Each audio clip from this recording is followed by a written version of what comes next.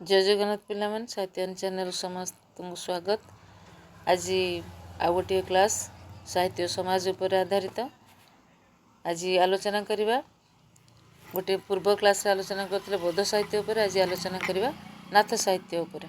नाथ साहित्य रे तत्कालीन समाज चित्र कौन थिला। बौद्ध सिद्धाचार्य जो रही चर्या गीतिका चर्या साहित्य से आम देखी जे सहजिया साधकर सिद्धि एवं तत्वर गीतिका हूँ चर्या गीतिका।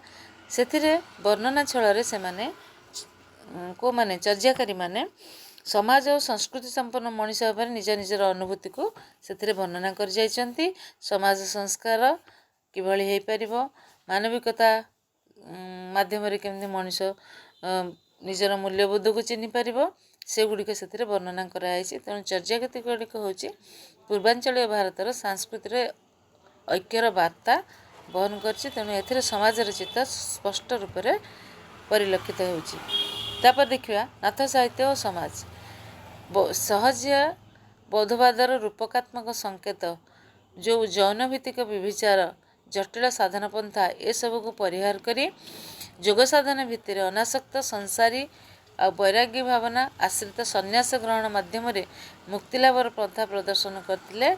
तत्कालीन सहजिया जौन भित्तिक आचार पीड़ित पूर्वोत्तरी भारतर जो माने रहिले सिद्धाचार्य से माने पूर्वोत्तर भारतर ओडिशा स्वतंत्रता को प्रमाणित करथिले। आउ से माने थिले के ना नाथ सिद्ध, नाथ धर्मर सिद्ध साधक यौगिक व्यक्ति माने एमान को चिंताधारा थिला भिन्न प्रकार। एमाने नाथ जोगी थिले बा कह जाए ओडिशा होछि नाथ जोगी मानकर आदिभूमि। एठारे से माने सहजजानी सिद्ध पुरुष थिले हैं। सहजजानर समस्त जौनभित्तिक आचार संहिता और नारी संभोग जनित जो समस्त क्रिया जोग को से अस्वीकार करते एवं प्रतिवाद स्वरूप से माने गोटे संप्रदाय सृष्टि कले जोटा थिला जोगाश्रयी तत्वदर्शी संप्रदाय, जहाँ को कहला नाथ संप्रदाय। गोरखनाथ होचंदी यार आदिस्रष्टा। से गोटे जुगान्तकारी पदक्षेप नहीं, जुगान्तकारी भावनार आधार रे नाथ धर्मर विकास घटीला। यही धर्म उत्कलीय समाज को देथिला तार महत् शाश्वत बाणी। भोग अपेक्षा जोग करिबा, अकाल सुख संभोगर अपेक्षा मुक्तिर मार्ग प्रति अधिक आसक्ति भाव देखा, यह मुख्य बाणी।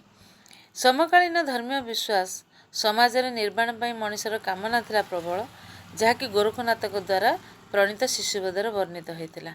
संसार रे बसवास पूर्वक वैराग्य प्रदर्शन, परनारी परधन प्रति लोलुपता परिहार पूर्वक अनासक्त भाव जंजाल छंदर मुक्ति पाइबार संदेश नाथ धर्म देथिला।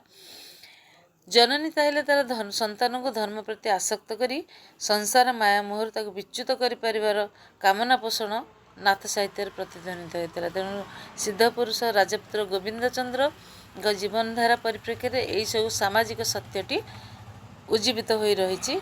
पुरपल्ली रे गोविंद चंद्र टीका गान करी नाथधर्मी लोक माने सामाजिक चित्र को प्रदर्शित करिथांती।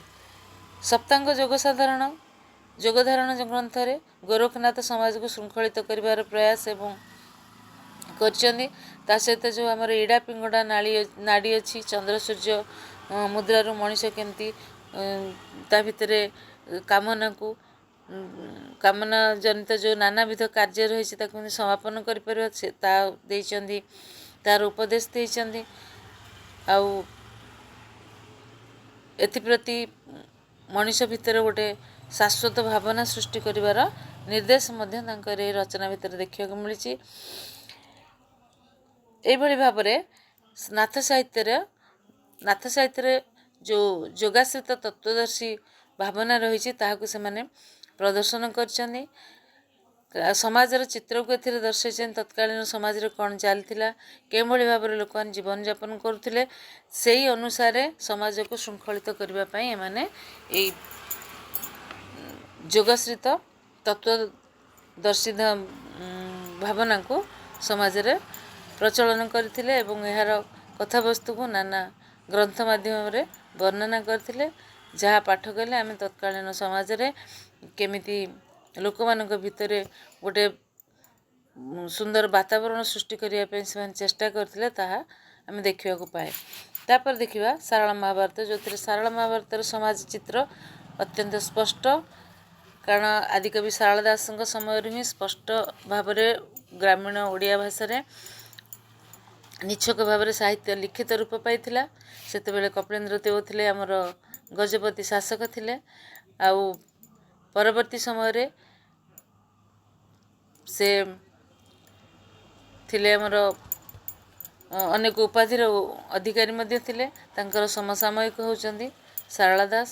ସାରଳା ଦାସ ଯେଉଁ ଗ୍ରନ୍ଥ ରଚନା କଲେ, ସେ ମହାଭାରତ ବ୍ୟାସଙ୍କକୃତ ସଂସ୍କୃତ ମହାଭାରତର ଅନୁସରଣରେ ତାହାକୁ ରଚନା କରିଛନ୍ତି ଏବଂ ଏଥିରେ ସାମାଜିକ, ରାଜନୈତିକ, ସାଂସ୍କୃତିକ ଜୀବନର ସ୍ପଷ୍ଟ ଚିତ୍ର ମଧ୍ୟ ସେ ପ୍ରଦାନ କରିଛନ୍ତି।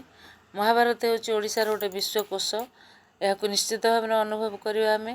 ତାରି ଭିତରେ ରହିଛି ସମାଜର ପ୍ରତ୍ୟେକଟି ଘଟଣା, ପ୍ରତ୍ୟେକଟି ପ୍ରଚଳିତ ହେଉଥିବା ରୀତିନୀତି, ନିୟମ, ସାଂସ୍କୃତିକ ପରମ୍ପରା ସବୁ ଜିନିଷ ତା ଭିତରେ ବର୍ଣ୍ଣିତ ହୋଇଛି। ଆଉ ଏଇ ଶାରଳା ସାହିତ୍ୟରେ ସମାଜ ଚିତ୍ର କ'ଣ ରହିଛି ଏ ବିଷୟରେ ବିଶେଷ ଆଲୋଚନା କରିବାର ଆବଶ୍ୟକତା ଏତେ ମୋର ମନେ ହୁଏ ନାହିଁ, କାରଣ ଯଦି ତୁମେ ଏଇ ସ୍କ୍ରିନ୍ରେ ଥିବା ପୃଷ୍ଠାକୁ ତୁମେ ପଢ଼ିବ, ବହୁ ଜିନିଷ ତୁମେ ଏହା ଭିତରେ ଜାଣିପାରିବ। କେମିତି ସେମାନେ କୃଷି ଠାରୁ ଆରମ୍ଭ କରିକି ରାଜ୍ୟ ଶାସନ ଠାରୁ ଆରମ୍ଭ କରିକିରି ସମାଜରେ କେମିତି ସେତେବେଳେ ଚାଲିଥିଲା ନାନା ପ୍ରକାରର ବ୍ୟଭିଚାର ଚାଲିଥିଲା, କେମିତି ଲୋକମାନଙ୍କ ଭିତରେ ନ୍ୟାୟ ଅନ୍ୟାୟ ଭେଦଭାବ ସେମାନେ ଧୀରେ ଧୀରେ କେମିତି ଭୁଲି ଯାଇଥିଲେ ଏବଂ କେମିତି ତାଙ୍କୁ ଶାସକମାନେ ନିଜ ପୁତ୍ର କନ୍ୟା ଭଳି ଦେଖି ସେମାନଙ୍କୁ ସାମାଜିକ ଗୋଟେ ଶୃଙ୍ଖଳିତ ପରିବେଶକୁ ସେମାନଙ୍କୁ ଆଣୁଥିଲେ। ତା ସହିତ ଶାସକମାନେ କିଭଳି ତାଙ୍କୁ ନାନା ପ୍ରକାରର ସାହାଯ୍ୟ ସହଯୋଗ କରୁଥିଲେ, ଅସୁବିଧା ସୁବିଧା ସମୟରେ ତାଙ୍କୁ ସାହାଯ୍ୟ ସହଯୋଗ କରୁଥିଲେ, ନିଜ ସନ୍ତାନ ଭଳି ଦେଖୁଥିଲେ। ଶିଳ୍ପର ବିକାଶ କିଭଳି ଭାବରେ ହେଇଥିଲା, କିଭଳି ନାରୀର ସ୍ଥାନ ଥିଲା ସମାଜରେ, ବିଭିନ୍ନ ପ୍ରକାର ଶିଳ୍ପ ବିଷୟରେ ବର୍ଣ୍ଣନା କରାଯାଇଛି, ବାଣିଜ୍ୟ ବ୍ୟବସାୟ ବିଷୟରେ ବର୍ଣ୍ଣନା କରାଯାଇଛି ବିଭିନ୍ନ। ଆଉ କେମିତି ସେଠି କ୍ରୀଡ଼ା ହେଉଥିଲା, କେଉଁ କ୍ରୀଡ଼ାର କ'ଣ ଖରାପ ପ୍ରଭାବ ଥିଲା, ଦ୍ୱିତୀୟ କ୍ରୀଡ଼ାରେ କେମିତି ସବୁ ହରେଇ ଦେଇଥିଲେ, ଆମର ପାଣ୍ଡବମାନେ ହରେଇ ଦେଇଥିଲେ, ସେ ବିଷୟ ବର୍ଣ୍ଣନା କରାଯାଇଛି। ଆଉ ତା ସହିତ ଜ୍ୟୋତିଷ ବିଦ୍ୟାର ପ୍ରଭାବ କେମିତି ସମାଜରେ ଚାଲିଥିଲା, ଛୋଟ ସନ୍ତାନଟିଏ ଜନ୍ମ ହେଲେ କେମିତି ନାଁ ଦିଆ, ପ୍ରବଚନ ଏସବୁକୁ ଦିଆଯାଉଥିଲା, କରାଯାଉଥିଲା, ସେ ସବୁ ସେ ବର୍ଣ୍ଣନା କରିଛନ୍ତି ସେ ମହାଭାରତ ଗ୍ରନ୍ଥରେ। ଚଣ୍ଡୀ ପୁରାଣରେ ମଧ୍ୟ ସେହିଭଳି ତତ୍କାଳୀନ ସମାଜରେ ଯାହା ଯାହା ଚାଲିଥିଲା, କେମିତି ଜାତିରେ ଛୋଟ ହେଲେ ମଧ୍ୟ ବହୁ ଧନର ମାଲିକ ହୋଇପାରୁଥିଲା, କେମିତି ବିଭିନ୍ନ ପ୍ରକାରର ଅସତ୍ କାର୍ଯ୍ୟରେ ରହିକିରି ଦଣ୍ଡ ସେମାନେ ଭୋଗୁଥିଲେ, ଲୋକମାନେ ଭୋଗୁଥିଲେ ଏବଂ ସେମାନେ ଶୃଙ୍ଖଳିତ ହେବା ପାଇଁ କିଭଳି ନାନା ପ୍ରକାରର ଦିଗ୍ଦର୍ଶନ ଦେଉଥିଲେ। ଆଉ ସମାଜରେ କେଉଁ କାମ ଗୁଡ଼ାକ ହେଉଛି ମହାପାପ, ନାରୀମାନଙ୍କ ପ୍ରତି କିଭଳି ସମ୍ମାନ ଦେଖାଇବା ଦରକାର, ଏସବୁର ବର୍ଣ୍ଣନା ତା ଭିତରେ ଦେଖିବାକୁ ମିଳେ। ଏହାପରେ ଆମେ ଆସି ଦେଖିବା ପଞ୍ଚସଖା ସାହିତ୍ୟ, ଯାହାକି 1600ରୁ 1650 ଖ୍ରୀଷ୍ଟାବ୍ଦ ମଧ୍ୟ ପର୍ଯ୍ୟନ୍ତ ଅଛି। ପଞ୍ଚସଖା ଯୁଗ ବୋଲି ଆମେ ତାକୁ କହେ। 5 ଜଣ ସେଥିରେ ହେଉଛନ୍ତି ମୁଖ୍ୟ ସ୍ରଷ୍ଟା, ସେମାନଙ୍କୁ ସମାଜ ସଂସ୍କାରକ ବୋଲି ମଧ୍ୟ କୁହାଯାଏ। ଜ୍ଞାନୀ, ଗୁଣୀ, ପଣ୍ଡିତ, ଯୋଗୀ ବୋଲି କହିଲେ ମଧ୍ୟ ଅତ୍ୟୁକ୍ତି ହେବ ନାହିଁ। ଏମାନେ ଥିଲେ ବଳରାମ ଦାସ, ଜଗନ୍ନାଥ ଦାସ, ଅଚ୍ୟୁତାନନ୍ଦ ଦାସ, ଯଶୋବନ୍ତ ଦାସ, ଶିଶୁ ଅନନ୍ତ। ଏମାନେ ସମସ୍ତେ ତାଙ୍କ ସାହିତ୍ୟରେ ଆଧ୍ୟାତ୍ମିକ ଚେତନାର ପ୍ରତିଫଳନ କରିବା ସହିତ ସମାଜର ଚିତ୍ରକୁ ଏଥିରେ ସୁନ୍ଦର ଭାବରେ ଚିତ୍ରିତ କରିଛନ୍ତି। ତେଣୁ ତାଙ୍କ ସାହିତ୍ୟରେ ଆମେ ଦେଖିବା ବଳରାମ ଦାସଙ୍କର ଜଗମୋହନ ରାମାୟଣ, ଲକ୍ଷ୍ମୀ ପୁରାଣ ଏବଂ ଜଗନ୍ନାଥ ଦାସଙ୍କର ଭାଗବତ, ଆଉ ଆଙ୍କର ଅଚ୍ୟୁତାନନ୍ଦଙ୍କର ରଚନା, ଏସବୁ ଗୁଡ଼ିକରେ ଆମେ ଦେଖିବା ତତ୍କାଳୀନ ସମାଜର ବାସ୍ତବ ଚିତ୍ର ସେଥିରେ ସ୍ଥାନ ପାଇଛି। ନାରୀମାନଙ୍କର ବର୍ଣ୍ଣନା ଠାରୁ ଆରମ୍ଭ କରିକି ସମାଜର ପ୍ରତ୍ୟେକଟି ବର୍ଗର ଲୋକମାନଙ୍କ ବିଷୟରେ ବର୍ଣ୍ଣନା ଏଥିରେ ଦେଖିବାକୁ ମିଳେ। ସେମାନଙ୍କ କୃଷି, ସେମାନଙ୍କର ଶିଳ୍ପ, ସାହିତ୍ୟ, ସେମାନଙ୍କ ଦୈନନ୍ଦିନ ଜୀବନ, ସେମାନଙ୍କର ସେତେବେଳର ଲୋକମାନଙ୍କର ସାଧନା, ଆଉ ସେମାନଙ୍କର ବିଭିନ୍ନ ପ୍ରକାରର କାର୍ଯ୍ୟକଳାପ, ଏସବୁର ବର୍ଣ୍ଣନା ଅତି ସୁନ୍ଦର ଭାବରେ କବିମାନେ ତାଙ୍କ ଗ୍ରନ୍ଥରେ ଦେଇଛନ୍ତି। ଆଉ ସେଥିମଧ୍ୟରୁ ଆମେ ଜାଣିଛନ୍ତି ପଞ୍ଚସଖା ଯୁଗର ଯେଉଁ ମାର୍ତ୍ତଣ୍ଡୀୟ କବି ହେଲେ ଜଗନ୍ନାଥ ଦାସ। ଭାଗବତରେ ସେ ଅନେକ ସାମାଜିକ ଏତେ ନୈତିକ ବାଣୀ ତା ଭିତରେ ରହିଛି ଯାହା ସମାଜର ଲୋକଙ୍କୁ ଦିଗ୍ଦର୍ଶନ ଦେଇଥାଏ। ଜୀବନରେ ସେମାନେ ପ୍ରତ୍ୟେକ ସ୍ଥାନରେ ତା'ର ଆବଶ୍ୟକତାକୁ ଉପଲବ୍ଧି କରିଥାନ୍ତି। ସମାଜର ପ୍ରତ୍ୟେକଟି କ୍ଷେତ୍ରରେ ମଣିଷର ଯେଉଁ ସମାଜରେ ଦେଖାଯାଉଥିବା ଅବକ୍ଷୟୀ ଭାବନାକୁ ଲକ୍ଷ୍ୟ କରି ଜଗନ୍ନାଥ ଦାସ ଭାଗବତରେ ଅନେକ ନୀତିବାଣୀ ଦେଇଛନ୍ତି, ଯାହାକି ଅଦ୍ୟାବଧି ସମାଜରେ ପ୍ରଚଳିତ ଏବଂ ଭାଗବତ ଓଡ଼ିଆ ଜାତିର ଜୀବନ ବେଦ ଭାବରେ ସ୍ୱୀକୃତ। ସମାଜ ଚିତ୍ର ଏଥିରେ ଦେଖିବାକୁ ମିଳେ ଅତି ସ୍ପଷ୍ଟ ଭାବରେ। ଶିଶୁ ଆନନ୍ଦଙ୍କ ରଚନାରେ ମଧ୍ୟ ଆମେ ସେହିଭଳି ଦେଖିବା। ଏହିଭଳି ଭାବରେ ପଞ୍ଚସଖା ସାହିତ୍ୟରେ ସମାଜର ଚିତ୍ର କେତେ ସ୍ପଷ୍ଟ ଏବଂ ନିରୋଳା ତାହା ଆମେ ଅନୁଭବ କରିପାରିବା। ତାପରେ ଦେଖିବା ରୀତିଯୁଗୀୟ ସାହିତ୍ୟ। ପଞ୍ଚସଖା ଯୁଗ ପରେ ଆସିଲା ରୀତିଯୁଗୀୟ। ରୀତିଯୁଗରେ କ'ଣ ହେଇଛି ନା, ମୋଗଲ ଶାସକମାନଙ୍କ ଦ୍ୱାରା ସେତେବେଳେ ଆମ ଓଡ଼ିଶା ଶାସିତ ହେଉଥିଲା। ଶେଷ ସ୍ୱାଧୀନ ରାଜା ଥିଲେ ଆମର ମୁକୁନ୍ଦ ଦେବ। ଯେତେବେଳେ ସେ ଯୁଦ୍ଧରେ ପରାସ୍ତ ହେଲେ, ସେତେବେଳେ ଓଡ଼ିଶାର ସ୍ୱାଧୀନତା ଅସ୍ତମିତ ହୋଇଯାଇଥିଲା। ତାପରେ ପର୍ଯ୍ୟାୟକ୍ରମେ ମୋଗଲମାନେ ଆସିଲେ, ତାପରେ ଯେଉଁ ମରହଟାମାନେ ଆସିଲେ, ତାପରେ ମୋଗଲମାନେ ଆସିଲେ, ତାପରେ ଇଂରେଜମାନେ ଆସିଲେ। ଏମିତି ସେମାନେ ସମସ୍ତେ ଶାସନ କରିଚାଲିଲେ 1947 ମସିହା ପର୍ଯ୍ୟନ୍ତ। କିନ୍ତୁ 1650ରୁ 1880 ମସିହା ଭିତରେ ଆମ ଓଡ଼ିଶା ମୋଗଲମାନଙ୍କ ଦ୍ୱାରା ଶାସିତ ହେଉଥିଲା। ସେଇ ମୋଗଲ ଶାସକମାନେ ଥିଲେ ବିଳାସପ୍ରିୟ। ତାଙ୍କ ରାଜଦରବାରରେ ସେ ନୃତ୍ୟ, ଗୀତ, ସଙ୍ଗୀତ, ନାଟ୍ୟଚର୍ଚ୍ଚା କରୁଥିଲେ। ନର୍ତ୍ତକୀମାନଙ୍କ ଗହଣରେ ରହୁଥିଲେ। ସୁରା ସାକି ସେମାନଙ୍କ ଜୀବନର ଥିଲା ମୁଖ୍ୟ ଅଂଶ। କାବ୍ୟଚର୍ଚ୍ଚା ମଧ୍ୟ ସେତେବେଳେ ହେଉଥିଲା। ଶାସକଗଣ ମଧ୍ୟମ ମତ୍ସ୍ୟରେ ବୁଡ଼ି ରହୁଥିଲେ। ତେଣୁ ସେମାନଙ୍କ ନିର୍ଦ୍ଦେଶରେ ଯେଉଁ ସାହିତ୍ୟ ରଚନା କରିବାକୁ ସେ ସାହିତ୍ୟିକମାନଙ୍କୁ କହୁଥିଲେ, କବିମାନଙ୍କୁ କହୁଥିଲେ, ତାହା ଥିଲା ରସ ସାହିତ୍ୟ। ଆଧ୍ୟାତ୍ମିକ ଚେତନାକୁ ନେଇକରି ଯେଉଁ ପଞ୍ଚସଖା ସାହିତ୍ୟ ସମୃଦ୍ଧ ହୋଇଥିଲା, ତାହା ଧୀରେ ଧୀରେ ଦୂରେଇ ଗଲା। ସାହିତ୍ୟରେ ସ୍ଥାନ ପାଇଲା ଶୃଙ୍ଗାର ରସ। ସୌନ୍ଦର୍ଯ୍ୟ ବର୍ଣ୍ଣନା ପ୍ରତି ସେମାନେ ଅଧିକ ଗୁରୁତ୍ୱ ଦେଲେ। ନାୟିକାର ନଖରୁ ଶିଖ ପର୍ଯ୍ୟନ୍ତ ବର୍ଣ୍ଣନା କରିବା ପାଇଁ ସେମାନଙ୍କର ନିର୍ଦ୍ଦେଶ ରହିଥିଲା। ଶବ୍ଦ ପାଣ୍ଡିତ୍ୟ, ଆଳଙ୍କାରିକତା, ସାଙ୍ଗୀତିକତା ଏହା ଥିଲା କାବ୍ୟର ପ୍ରାଣ। ତେଣୁ ତତ୍କାଳୀନ ସମୟର ସାହିତ୍ୟ ଅଧିକରୁ ଅଧିକ ସମ୍ଭ୍ରାନ୍ତବଂଶୀୟ ଜୀବନଧାରାକୁ ପ୍ରତିଫଳିତ କଲା, ଯାହାକି ସେତେବେଳେ ସମାଜରେ ମୁଖ୍ୟ ସ୍ଥାନ ଗ୍ରହଣ କରିଥିଲେ ସମ୍ଭ୍ରାନ୍ତମାନେ କରିଥିଲେ। ଯେଉଁଥିପାଇଁ କି ତାଙ୍କ ଅନୁସାରେ ସେମାନଙ୍କୁ ତୋଷା କରିବା ପାଇଁ ସେମାନେ ସମାଜର ଚିତ୍ର ପ୍ରଦାନ କରିଥିଲେ। ବିଶେଷ ଭାବରେ ସେମାନେ ସାଧାରଣ ଜନଜୀବନ ଚିତ୍ରକୁ ସମ୍ପୂର୍ଣ୍ଣ ରୂପରେ ବର୍ଣ୍ଣନା କରିପାରିନଥିଲେ, କିନ୍ତୁ ସାମାଜିକ ଚିତ୍ର ସେଥିରେ ଦେଖିବାକୁ ମିଳିଥିଲା। କବି ସମ୍ରାଟ ଉପେନ୍ଦ୍ର ଭଞ୍ଜ, ଦୀନକୃଷ୍ଣ ଦାସ, ଅଭିମନ୍ୟୁ ସାମନ୍ତସିଂହାର, କବି ସୂର୍ଯ୍ୟ ବଳଦେବ ରଥ, ଭକ୍ତଚରଣ ଦାସ, ସଦାନନ୍ଦ କବି, ସୂର୍ଯ୍ୟବ୍ରହ୍ମ ଆଦି କବିମାନେ ସେମାନଙ୍କର ଧୀଶକ୍ତି ବଳରେ ଯେଉଁ ସାହିତ୍ୟ ରଚନା କରିଥିଲେ, ସେହି ସାହିତ୍ୟରେ ସମାଜର ଚିତ୍ର ଅତି ସ୍ପଷ୍ଟ ଭାବରେ ଆମକୁ ଦେଖିବାକୁ ମିଳେ।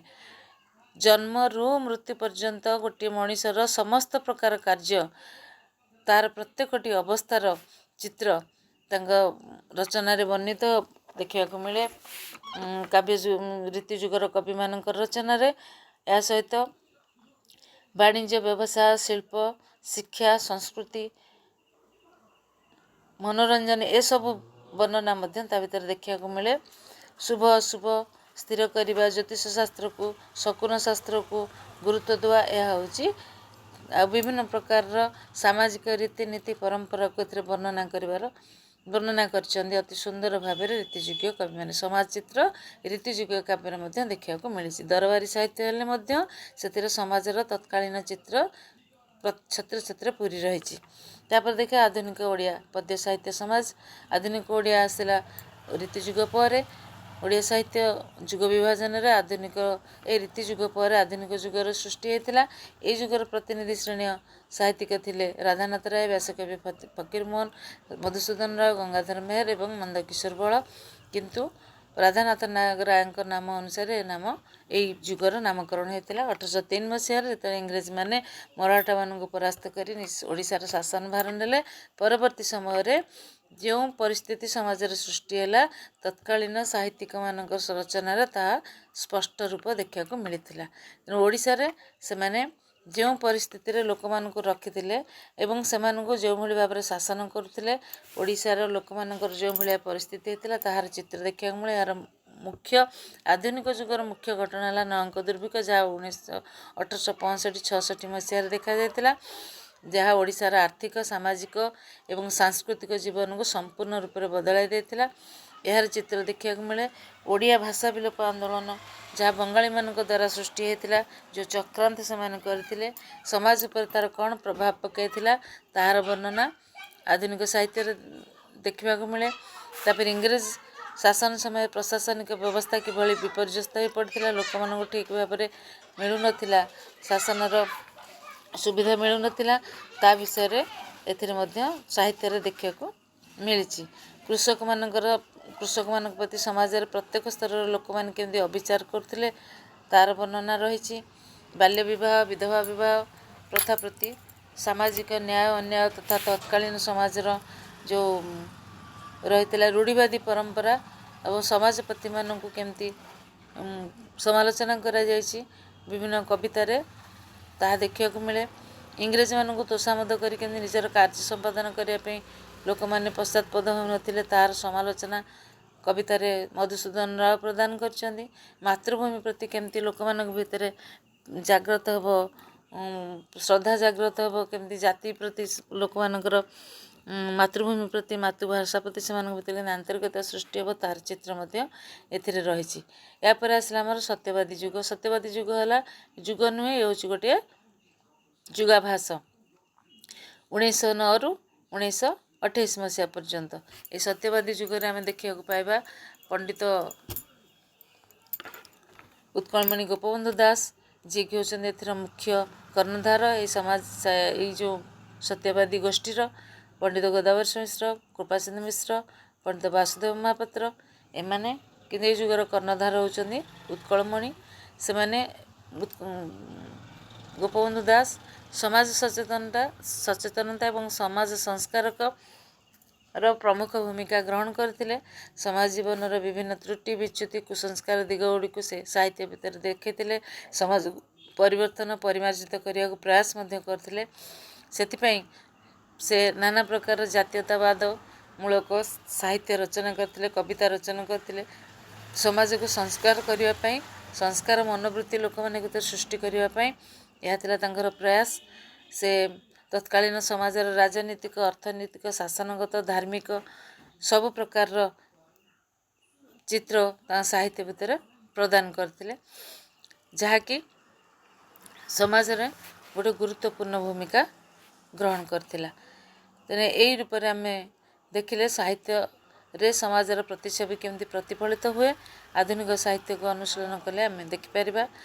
सत्यवादी जुग पर आसला सबुज एवं प्रगतिवादी जुग से आउ कौन से राज परिवार बा पुरातन इतिहास संस्कृतिर कथा कहगला ना पुरातन संस्कृतिर कथा को नूतन रूपर परिवेषण कराला साधारण मनीष होगला साहित्यर मुख्य चरित्र को राजा कि राजपुत्र राजकन्या वर्णना करागला ना साधारण मनीष कथा ए वर्णना कराला कालिंदी चरण पाणिग्राही हूँ बा वैकुंठनाथ पट्टनायक हूँ एमाने समस्ते निज साहित्य रे साधारण मनुष्यर कथा कहले समाज जो धनी दरिद्र विभेदता थिला ताहाकु दूर करने साम्यवादी चेतना को साहित्य भितर स्थान देले रचना विभिन्न प्रकार वर्णना भितर साम्यवादी चिंताधारार उद्रेक कराइले।